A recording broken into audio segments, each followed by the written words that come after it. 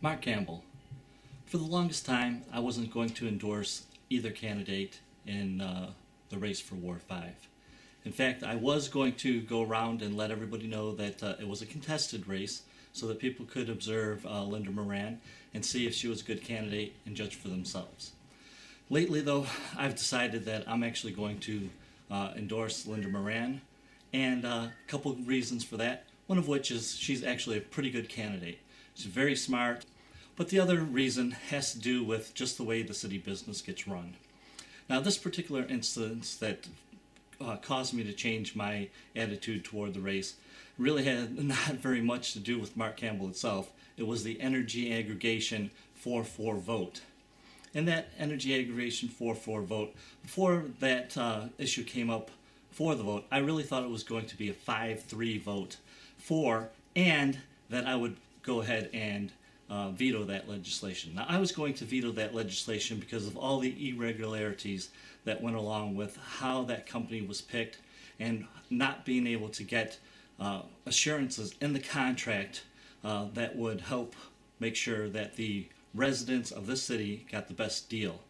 But when the vote came up and it turned out to be 4-4, a couple reasons I voted for it. One is because it's a good plan, but really what gets me and what changed my attitude toward this race was that I was thinking of all the irregularities, and in that thought process I judged that, I could not convict the city manager of a crime because of all those irregularities. So I went ahead and voted yes. But after thinking about it for quite a while, after that I go, well, why am I spending so much time thinking about whether our city officials are committing crimes in the background, right? And, this isn't an isolated case, right?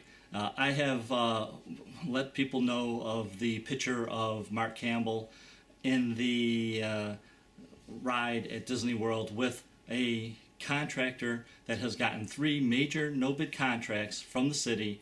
The one for the music center added about $600,000 to the cost of the music center, when typically the way you would have a manager run that is through a city employee that would be paid in the $100,000 a year range. So that cost the city a lot of money to do it that way, to go with the no-bid contract. And I have the same issues with those contracts where we couldn't get a non-compete clause, or not a non-compete, but a conflict of interest clause in that contract, and we couldn't get language in that contract that said that that person would have to adhere by the same ethical standards as a city employee. So not only was it very expensive for the city, but you had no assurances. I mean, that's the kind of thing that just bothers me.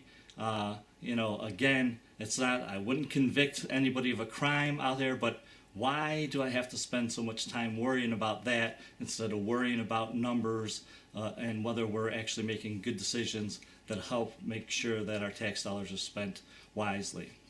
So, besides the fact that Linda Moran's a smart person with good work experiences, good personnel experience, management experience, numbers experience, I decided that, I just had to ignore the fact that I think Mark's a very smart person, very organized person, and go with the idea that we need to have somebody new in there that isn't going to hurt the reputation of the city when people look at things in depth.